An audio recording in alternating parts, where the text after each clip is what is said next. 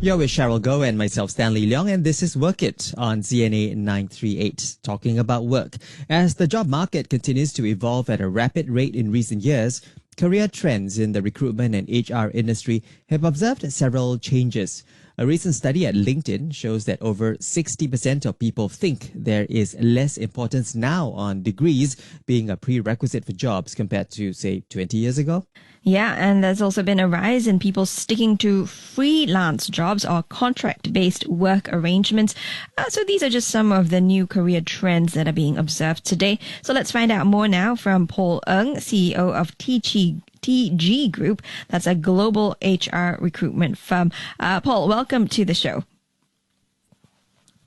Hi. Yes, we want to know what are some of the new and upcoming career trends that your company has observed in the past 5 years. We have seen changes in work-life balance expectations, whereby the younger workforce are now seeking more control over their schedule and work preferences. They do not want to be governed by the corporate 9 to 5 timings. Instead, they prefer to work at their own schedules to complete the assigned task. This allows them to manage their personal life as well as their corporate responsibility. We're also seeing an emergence of the gig culture, where employees do not value being with one company for a long duration of time. They're excited to do projects where their skill sets are highly valued and utilized. Technological advancements have transformed work culture, especially for the younger workforce who grew up in the digital era. Innovations like cloud computing and digitalized has revolutionized the way employees access and interact with company information. With remote access to work-related resources, employees can now work from anywhere and complete tasks on the go. This has facilitated the rise of remote work, providing flexibility and convenience. Companies have recognized the potential of technology and its impact on the workplace. As a result, many organizations are embracing remote work. At TG Group, we have implemented remote work policies to adapt to a changing work landscape. Our employees now have the flexibility to choose their workplace based on their needs, thus promoting a dynamic and collaborative work environment. We have also increased the number of meeting rooms. This dedicated space provides employees with the opportunity to have a confidential conversation, make phone calls, or conduct meetings without distraction.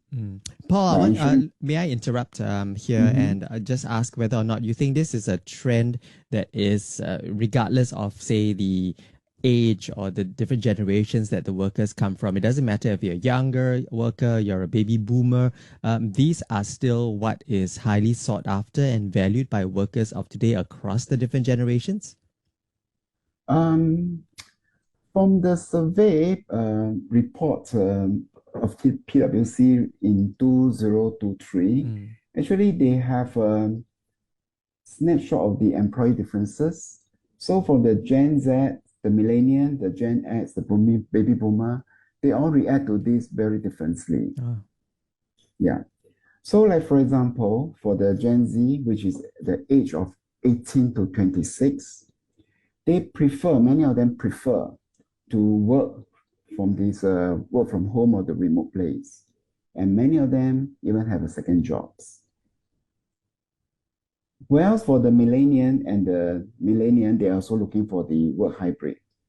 But however, for the baby boomer, they all so-called prefer, or the Gen X, they all prefer to have a full-time workplace. So I think there will be a difference between the age group. Yeah. Do you see if there's one that's better than the other in terms of, say, like you talk about the baby boomers, they'd rather have one job, they are totally focused, they don't mind going to the office more regularly, but for the younger people, they may take on more gig work, like you say, some even hold down a second job outside and they want remote working. Would you say one is better than the other or highly recommended, advisable over the other? No, I will not say so. Because it very much depends on each individual, because we know we are all not the same. And also it depends on the nature of the work. And also whether the employer is able to provide those requests by job seekers as well. Exactly. Yeah. So it all depends. So I think some jobs are just not possible to work remotely, like for example, nursing job. Yeah, or anything like retail, hospitality, where you need service, right? Or broadcast. Correct. Yeah, or like us, because we need the equipment. Well, technically, it can be done from home, but it's just a bit troublesome. Yeah. Well, Paul, we also know that the recent data from LinkedIn shows that, over 60% of job seekers think that having a degree is less important than it was before. So these are the job seekers themselves. But what are employers saying about that? Do most employers still require a bachelor's degree as a basic, a basic qualification to get a job? I mean, it is not uncommon for the perception about the importance of degree in the job market to evolve, right? However, in the recent year, there has been a growing emphasis on skill, experience, and practical knowledge, rather than solely relying on the formal degree. So, from our observation, employer has been placing greater importance on candidate ability to demonstrate relevant skills and competencies, regardless of whether those skills were acquired through traditional education or other means such as online course, certification, or practical experience. Now, let's also talk about perhaps alternative qualifications if degrees may not carry as much weight as they used to, or at least perceptions of them. What other alternative qualifications or you think criteria you think job seekers should consider as being valuable for themselves and as they present themselves to possible employers and hirers? I think, in my opinion, I think things that, in addition to all the skill that we just mentioned earlier, I think experience, it play a very important part. Work experience. The practical work experience. How do we co-op a program, for instance, right? And also maybe the networking and references are also very important. Because when it comes to work, it is not just merely a simple, just delivers a piece of task. It's also important to have a so-called a collaboration, communication with your other co-workers. So all these skill sets are important. So while we emphasize a lot of things on the skill set itself, soft skill, emotional intelligence, things like the working experiences. I mean, you need to work on something in order to acquire all these soft skills. Yeah. But I want to ask you though, because, for soft skills, you can't really put that down in your resume, right? It's something that you only display when you're actually in the workplace, right? When you interact with your colleagues, right? How do employers pick up on this during the hiring process? Because, I mean, it's one interview with a person. You have maybe half an hour to kind of like read the person. Is there any signs that employers look out for at a candidate to say that, oh, this candidate probably has pretty good soft skills? Are there ways to pick up on that? Yeah. Definitely.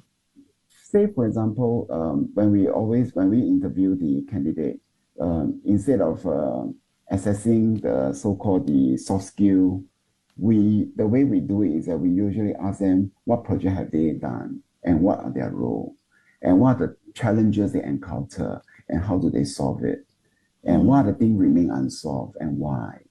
And if they can redo this whole thing, how can they make it better? We know that not all projects can be successful. Some projects are less successful. So that's why from all this probing and asking, I think the candidate would be able to demonstrate how they manage the project itself or how they manage the task itself. And this way it demonstrates, this, I would say the EQ or the AQ of lately, we all know, right? Yeah. We also wanted to ask you, Paul, with many requests now from job seekers, whether it's, I want to work remote, or I want a hybrid work arrangement, or I want certain benefits. Do you think that with the increasing demands, so to speak, by job seekers, that they actually may be sometimes shutting the door on themselves because they are maybe asking a little bit too much. Could that be actually detrimental to their, opportunity to finding and getting a foot in the door of a company rather than to actually lower and lessen their requests and get their foot in the door first and then try to figure your way around? I think we all say the general workers workforce in Singapore. I think we always want to do the best that we can, right, at the workplace. So for us, I always say that we have always have to understand our intrinsic motivation. Why do we go for the job? I think that's important. That's the first question we need to ask, and we need to have an honest answer for any of the job seeker or employee per se. So once we understand that already, then the rest will come in place quite nicely, right? Whether this job allows us to have this so-called work remotely, or whether we can have this flexible timing of work, so on and so forth. Or I think those should be the secondary, right? And at the same time, we also have to know for this job, will it still be there, say 5 years later or 10 years later? And how technology might impact this job. Yeah. Then at the same time, then we ask, how are we going to acquire new skills? How can we get ourselves certified for the new skill, if there's any? Yeah. So on and so forth. Yeah. So Paul, on that note of technology, right? With the rise of automation and also artificial intelligence, Chat GPT, and all that, are people concerned about potential job displacement? Because there are really some jobs where machines can take over man. Yeah, I think there are certain percentage of people definitely will be of concern, but at the same time, in some of the survey that we received, we noted that some of them think that this is actually an excellent opportunity for them to go and acquire new knowledge. They are not worried at all. So I guess this depends very much on each individual, their age and their expectation, and also their profession, of course. Yeah. Let's give some time to talk very quickly about the gig economy as well. I mean, it's not a new term anymore, like you said at the start. We have a lot more workers who want to have that sort of flexibility. It helps them have a better balance, I suppose, in their lives. They want short-term gigs, project work, contract-based, freelance arrangements, and that sort of thing in place of traditional full-time employment, which maybe the baby boomers are more familiar with. How popular is this trend now, the gig economy? Do you think it's here ready to stay, and this is going to be the future of work? Okay, I think for the gig economy, I mean, the workforce that respond to the gig economy will be the gig workers, right? And many of them, what they are looking for are independent. They have the flexibility and variety. So from our industry statistic, the global contract staffing market size has actually grown almost double. So for TG, our group, we also have seen a growth in this particular segment, almost double as well. So I would think that this is something that will be there for the long term. Yeah. And I think with the introduction of this innovative technology, as well with all the AIs coming in, we will see more and more of all these gig activities. Yeah. Paul, is it only among the younger workers, or are older workers also embracing this new concept of the gig economy? I would think so. I think it's across the spectrum.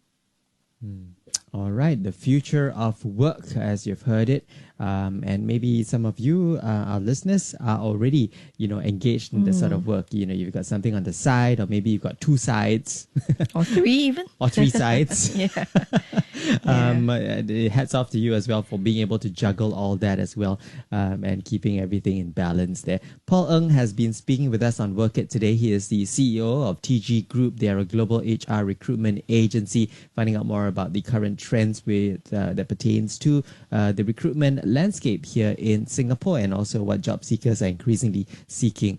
Paul, thank you so much for making time to speak with us today on Work It. Thank you.